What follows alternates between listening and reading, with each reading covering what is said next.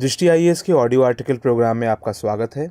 आज का audio article the Hindu में प्रकाशित लेख reduce segregate on plastic ban तथा द इंडियन एक्सप्रेस में प्रकाशित लेख the ocean clean up aims to clear great Pacific के सम्मिलित सारांश पर आधारित है। इसमें टीम दृष्टि के इनपुट्स भी शामिल हैं। यह ऑडियो आर्टिकल सामान्य अध्ययन प्रश्न पत्र 3 के पर्यावरण खंड से जुड़ा हुआ है। तो आइए अब लेख की शुरुआत करते हैं। कुछ समय पहले दक्षिणी स्पेन के समुद्री तट पर बहकर आई एक मरी हुई स्पर्म व्हेल ने कई लोगों का ध्यान अपनी ओर खींचा। उसकी जांच से पता चला कि उसके पेट और आंतों में जमे 64 पाउंड के प्लास्टिक कचरे ने उसकी जान ले ली थी। इस घटना ने लोगों को सोचने पर मजबूर कर दिया कि क्या सही में हमारी पृथ्वी हानिकारक प्लास्टिक कचरे के सैलाब से भर गई है। ताज्जुब तो ये है कि हमारी रोज़मर्रा की ज़िंदगी में प्लास्टिक के बिना ज़्यादातर काम असंभव से दिखते हैं। दूर दराज के आइलैंड से लेकर आर्कटिक तक ऐसी कोई जगह नहीं जहां प्लास्टिक मौजूद ना हो। अगर यही ट्रेंड जारी रहा तो वो दिन दूर नहीं जब हमारे महासागरों में मछलियां कम और प्लास्टिक ज़्यादा होगी। आज का हमारा ये आर्टिकल प्लास्टिक कचरे से पैदा हुए इस गंभीर मुद्दे के अलग अलग पहलुओं को छूने की कोशिश करेगा। सबसे पहले प्लास्टिक और उससे जुड़े विभिन्न पहलुओं पर गौर करते हैं। सबसे पहले हम जानेंगे कि प्लास्टिक आखिर है क्या और यह बनता किससे है। साथ ही हम यह भी जानने की कोशिश करेंगे कि आखिर प्लास्टिक का वो कौन सा गुण है जो पर्यावरण के लिए खतरा बनता जा रहा है और क्या कारण है कि हम इसका विकल्प नहीं ढूंढ पा रहे। दरअसल प्लास्टिक भार में हल्का, मजबूत, टिकाऊ और मेटल की अपेक्षा सस्ता भी होता है। लिहाजा इसका इंडस्ट्री और घरेलू सामानों में काफ़ी प्रयोग होता है। हेल्थ केयर इंडस्ट्री में टैबलेट पैकेजिंग से लेकर किचन के सामानों जैसे नॉन स्टिक कुकवेयर बनाने वाले टेफ्लॉन तक में भी प्लास्टिक का प्रयोग होता है। भले ही प्लास्टिक के कई अहम उपयोग हैं, लेकिन वन टाइम यूज़ वाले प्लास्टिक पर हमारी निर्भरता बढ़ती ही जा रही है, जिसके कारण पर्यावरण संबंधित गंभीर परिणाम भुगतने पड़ रहे हैं। प्लास्टिक अंतिम रूप से पॉलिथीन बैग्स एवं अन्य रूपों में एक कचरे के ढेर में इकट्ठा होता जा रहा है। इस प्लास्टिक का डिस्पोजल यानी निपटान आज के समय में एक बड़ी समस्या बन गई है।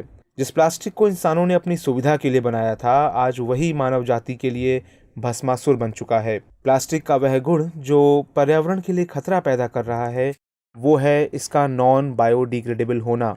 आपको बता दें कि जो पदार्थ बैक्टीरिया आदि की क्रियाओं से अपघटित होते हैं वे बायोडिग्रेडेबल कहलाते हैं। वहीं दूसरी तरफ इन क्रियाओं से अपघटित नहीं होने वाले पदार्थ नॉन बायोडिग्रेडेबल कहलाते हैं, जैसे कि प्लास्टिक। चूँकि प्लास्टिक अपघटित होने में कई साल लेता है, इसलिए इसे इको फ्रेंडली नहीं माना जाता। यह पर्यावरण में मिलकर उसे प्रदूषित करता है। इसके अलावा इन सिंथेटिक पदार्थों के जलने की प्रक्रिया भी काफ़ी धीमी होती है और ये आसानी से पूरी तरह जलते भी नहीं हैं। साथ ही जलाने की प्रक्रिया में यह वातावरण में काफ़ी विषैले धुएं को छोड़ता है जो वायु प्रदूषण का कारण बनता है। प्लास्टिक प्रदूषण से प्रकृति, वन्यजीव और यहाँ तक कि हमारे स्वास्थ्य पर भी बुरा असर पड़ता है। आइए जानते हैं कि प्लास्टिक से उत्पन्न प्रदूषण किस प्रकार हमारे पारितंत्र और मानव स्वास्थ्य पर असर डालता है। डिस्पोज के लिए डाला हुआ प्लास्टिक का एक छोटा टुकड़ा भी हमारी धरती को नुकसान पहुंचा रहा है, फिर चाहे वो महासागरों में मौजूद हो या हमारे फूड चेन में। कचरे में फेंका हुआ प्लास्टिक हमारे रिहायशी इलाकों, स्वच्छ जल और समुद्री आवासों को प्रदूषित करता है। म्यूनिसिपल सॉलिड वेस्ट के रूप में ये प्लास्टिक झरनों और नदियों में जाकर मिल जाते हैं, जहां से ये वर्षा जल और बाढ़ के पानी द्वारा समुद्र में पहुंच जाते हैं। दरअसल प्लास्टिक के ये कचरे ध्रुवों से लेकर इक्वेटर तक और तटरेखा से लेकर गहरे समुद्र तक को प्रदूषित कर रहे हैं। हालांकि समुद्र के नितल या सी बेड पर थोड़ी मात्रा में ही प्लास्टिक कचरे पाए जाते हैं, लेकिन चिंता की बात यह है कि गहरे समुद्र में सूर्य प्रकाश ना पहुंचने और कम तापमान होने के कारण इनका डिग्रेडेशन रेट बहुत कम है। वहीं हल्के प्लास्टिक अपने उत्प्लावी नेचर के कारण समुद्र की सतहों पर बने रहते हैं और समुद्री धाराओं की मदद से समुद्र में प्लास्टिक के गेयर बनाते हैं। गौरतलब है कि हवाई और कैलिफोर्निया के बीच पाए जाने वाले gear great Pacific garbage patch में महासागरीय प्लास्टिक का सबसे बड़ा जमाव पाया जाता है। एक बार गियर के अंदर प्लास्टिकों के आ जाने के बाद ये तब तक उस गियर से बाहर नहीं निकल पाते जब तक सूर्य की किरणें इन प्लास्टिक्स को माइक्रोप्लास्टिक में ना बदल दें। आपको बता दें कि माइक्रोप्लास्टिक प्लास्टिक के छोटे छोटे टुकड़े होते हैं जिनकी लंबाई 5 मिलीमीटर से ज़्यादा नहीं होती। आजकल ये माइक्रोप्लास्टिक वैज्ञानिकों के लिए चिंता का विषय बनते जा रहे हैं। अमूमन देखा गया है कि समुद्रों में फेंके गए फिशिंग नेट और तैरते हुए प्लास्टिक के ये कचरे समुद्री जीवों का बसेरा बनने लगते हैं। चूँकि कुछ समय के लिए प्लास्टिक के ये कचरे समुद्री सतह पर मौजूद रहते हैं, इसलिए ये विदेशी जातियों को एक जगह से दूसरी जगह ढोने का काम भी करने लगते हैं।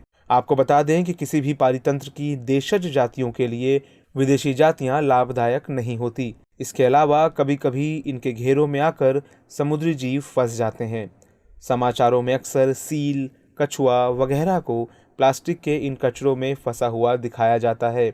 समुद्री प्लास्टिक कचरे का जो सबसे चिंताजनक पहलू है वो है कछुआ, मछली, सी बर्ड्स, मैमल्स और अकशेरुकी जीवों द्वारा प्लास्टिक के इन कचरों को जेलीफिश या भोजन समझकर खा लिया जाना। ये प्लास्टिक उनके शरीर में जाकर जैव संचयन या बायो एक्यूमुलेशन का कारण बनते हैं। जैव संचयन के तहत बायोडिग्रेडेबल प्रदूषक किसी पारितंत्र की खाद्य श्रृंखला में विभिन्न पोषण स्तरों से गुजरते हैं। चूँकि इन प्रदूषकों का जीवों के भीतर उपापचय नहीं हो पाता, इसलिए जीव में उनका सांद्रण बढ़ता जाता है। इन प्लास्टिकों से रिसने वाले खतरनाक केमिकलों के कारण या फिर रेस्पिरेटरी सिस्टम में प्लास्टिकों के चोक होने से इन जीवों की मृत्यु तक हो जाती है। समुद्री प्लास्टिक के ये कचरे जीवों के आवागमन और पोषण में भी बाधा पहुंचाते हैं, जिससे इनकी जनन क्षमता में कमी आ जाती है। यहाँ पर एक और बात गौर करने लायक है कि प्लास्टिक प्रदूषण न सिर्फ समुद्र बल्कि ताज़े जल निकायों, भूमि, जानवरों और मनुष्यों को भी बड़े पैमाने पर प्रभावित करता है।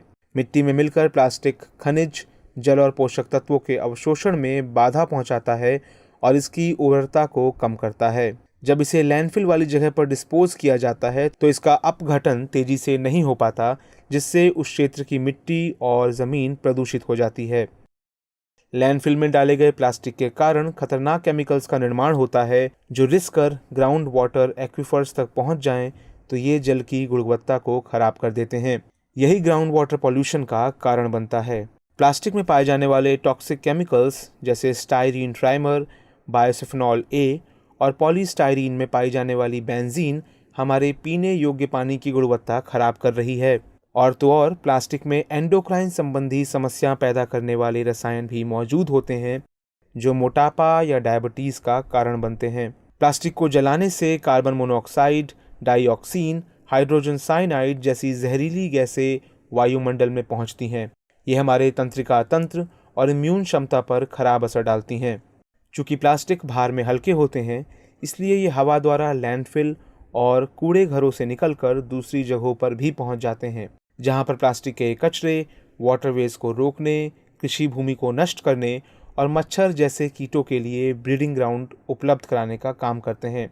एक सही डिस्पोजल सिस्टम की कमी के कारण रास्ते में इधर उधर घूमने वाले जानवर इन प्लास्टिक्स को निगल जाते हैं, जो कि उनकी मौत का कारण बनता है। आइए अब देखते हैं कि प्लास्टिक से उत्पन्न हुई इस समस्या के समाधान के लिए राष्ट्रीय और अंतर्राष्ट्रीय स्तर पर क्या क्या प्रयास किए जा रहे हैं। जहां तक प्लास्टिक प्रदूषण की बात है तो वह अब बड़ा रूप धारण कर चुका है। यह इस तथ्य से साफ होता है कि हर एक वर्ष हम जितना प्लास्टिक फेंक देते हैं, उससे पृथ्वी को 4 बार घेरा जा सकता है। स्थिति की गंभीरता को समझते हुए हाल ही में प्रधानमंत्री मोदी ने भी रेडियो कार्यक्रम मन की बात में लोगों से प्लास्टिक प्रदूषण को रोकने की अपील की थी। प्रधानमंत्री मोदी को पर्यावरण के लिए किए गए विभिन्न कार्यों के लिए 73वें यूएन जनरल असेंबली ने चैंपियंस ऑफ अर्थ अवार्ड भी दिया है। इन कार्यों में 2022 तक भारत में ऑल सिंगल यूज प्लास्टिक को हटाने की प्रतिज्ञा भी शामिल है। बात यदि राष्ट्रीय प्रयासों की करें तो भारत का plastic waste management rules 2016 50 micron की मोटाई से कम वाले प्लास्टिक बैग पर प्रतिबंध लगाता है और 2 सालों के अंदर नॉन रिसाइक्लेबल एवं मल्टी लेयर्ड प्लास्टिक के निर्माण और बिक्री को चरणबद्ध तरीकों से हटाने का निर्देश देता है। इसके अलावा पर्यावरण मंत्रालय ने हाल ही में plastic waste management amendment rules 2018 अधिसूचित किए हैं, जिसके तहत वैसे मल्टी लेयर्ड प्लास्टिक जिनकी रिसाइकलिंग नहीं हो सकती, उन्हें चरणबद्ध तरीकों से बाहर करना शामिल है। इस संशोधन में उत्पादक और निर्यातकों के लिए एक सेंट्रल रजिस्ट्रेशन सिस्टम बनाने का भी निर्देश दिया गया है। साथ ही CPCB यानी केंद्रीय प्रदूषण नियंत्रण बोर्ड और सॉलिड वेस्ट मैनेजमेंट रूल्स 2016 के मुताबिक सूखे कचरे मसलन प्लास्टिक, पेपर, मेटल, ग्लास और गीले कचरे जैसे किचन और बगीचे के कचरे को उनके स्रोत पर ही अलग करना होगा। राज्यों की बात करें तो लगभग 20 से अधिक भारतीय राज्यों ने प्लास्टिक के किसी न किसी फॉर्म को प्रतिबंधित किया हुआ है। जम्मू कश्मीर, राजस्थान, उत्तर प्रदेश, महाराष्ट्र, सिक्किम, त्रिपुरा, नागालैंड आदि ऐसे ही कुछ राज्य हैं। समुद्री प्लास्टिक को देखते हुए विश्व स्तर पर वैज्ञानिक और कार्यकर्ता इसके लिए एक वैश्विक हल की बात कर रहे हैं। आइए अब देखते हैं कि अंतर्राष्ट्रीय स्तर पर इसके लिए क्या प्रयास किए जा रहे हैं। हाल ही में यूनाइटेड नेशंस एनवायरनमेंट असेंबली में 200 से ज़्यादा देशों ने समुद्रों से प्लास्टिक प्रदूषण को हटाने के लिए एक संकल्प पारित किया। हालांकि यह कानूनी रूप से बाध्यकारी संधि नहीं है, लेकिन यह आगे का रास्ता तय करने में बेहद मददगार साबित होगा। यह संकल्प UNEP यानी यूनाइटेड नेशंस एनवायरनमेंट कार्यक्रम की घोषणा का ही एक भाग है, जो कचरे में कमी लाने, प्रदूषण के खिलाफ कड़े नियम बनाने और धारणीय जीवन शैली के लिए फिस्कल इंसेंटिव्स देने की बात करता है। UN सस्टेनेबल डेवलपमेंट गोल्स में भी सभी प्रकार के समुद्री प्रदूषणों में कमी लाने और उसे रोकने की बात कही गई है। एक और रोचक बात यह है कि इस बार के विश्व पर्यावरण दिवस 2018 की थीम थी बीट प्लास्टिक पॉल्यूशन। इसकी मेजबानी भारत ने ही की थी। इसका उद्देश्य नॉन बायोडिग्रेडेबल वेस्ट के डिस्पोजल से पैदा हुई स्वास्थ्य संबंधी चुनौतियों और पर्यावरण के संबंध में जागरूकता पैदा करना था। इसके अलावा दुनिया भर के समुद्रों से प्लास्टिक को हटाने के लिए गैर लाभकारी संगठन द ओशियन क्लीनअप आधुनिक तरीकों का विकास करता है। इसने समुद्री धाराओं की मदद से 5 सालों में ग्रेट पैसिफिक गार्बेज पैच के आधे भाग को साफ करने की योजना बनाई है। ऐसे में सवाल है कि आगे की राह क्या हो। गौरतलब है कि डिस्पोजेबल प्रोडक्ट्स एवं पैकेजिंग वाले प्लास्टिक के उपयोग में हुई बढ़ोतरी ने प्लास्टिक कचरे के ढेर में वृद्धि की है। इसलिए सिंगल यूज़ या डिस्पोजेबल प्लास्टिक के उपयोग में कमी लाते हुए इसका प्रयोग बिल्कुल ही बंद करना होगा। साथ ही ज़रूरी है कि बायोडिग्रेडेबल प्लास्टिक्स का प्रयोग अधिक से अधिक हो। कचरे का इकट्ठा होना मानव व्यवहार से जुड़ा मुद्दा है, जिसे बदलने के लिए बेहतर समझ विकसित करने की ज़रूरत है।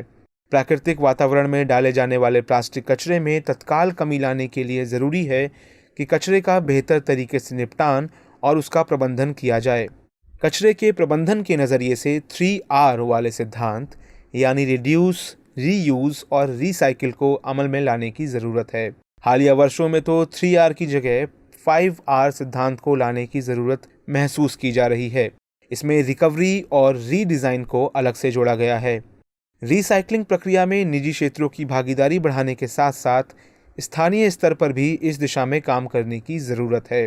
प्लास्टिक को बनाने से लेकर कचरे के प्रबंधन तक के विभिन्न चरणों में प्रभावी नीतियों को अपनाना बहुत ज़रूरी है। प्लास्टिक के कचरे का उपयोग निर्माणकारी कामों जैसे सड़क निर्माण वगैरह में भी किया जा सकता है, क्योंकि कार्बनिक पदार्थों के साथ मिलकर इसके पुनर्चक्रण की क्षमता में कमी आ जाती है। लिहाजा यह ज़रूरी है कि कचरे को उसके स्रोत स्थल पर ही अलग अलग कर लिया जाए। इसके साथ ही सभी देशों को चाहिए कि वो जीवाश्म ईंधन के लिए दी जाने वाली सब्सिडी को खत्म करें, क्योंकि प्रदूषण, एरोसॉल, नदी का प्रवाह, वन्य जीव और रोग के वाहक आदि किसी राष्ट्रीय सीमा में बंधे नहीं होते। जाहिर है, प्लास्टिक प्रदूषण में कमी लाने के लिए सभी देशों को एक साथ आना होगा। इसके अलावा सभी देशों को मिलकर एक अंतर्राष्ट्रीय संधि को अमली जामा पहनाने की ओर काम करना होगा। प्लास्टिक प्रदूषण को दूर करने के लिए सिंगल यूज वाले प्लास्टिक बैग पर रोक लगाना और प्लास्टिक के उत्पादन एवं वितरण पर नियंत्रण करना वक्त की दरकार है। हमारी अर्थव्यवस्था का एक महत्वपूर्ण भाग बन चुके इस सर्वव्यापी पदार्थ को बनाने और इस्तेमाल करने के तरीके पर जल्द ही दोबारा सोचने की ज़रूरत है।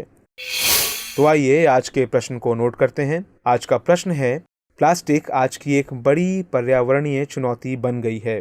इसके व्यापक उपयोग की रोकथाम हमारी पर्यावरणीय सुरक्षा की दरकार है।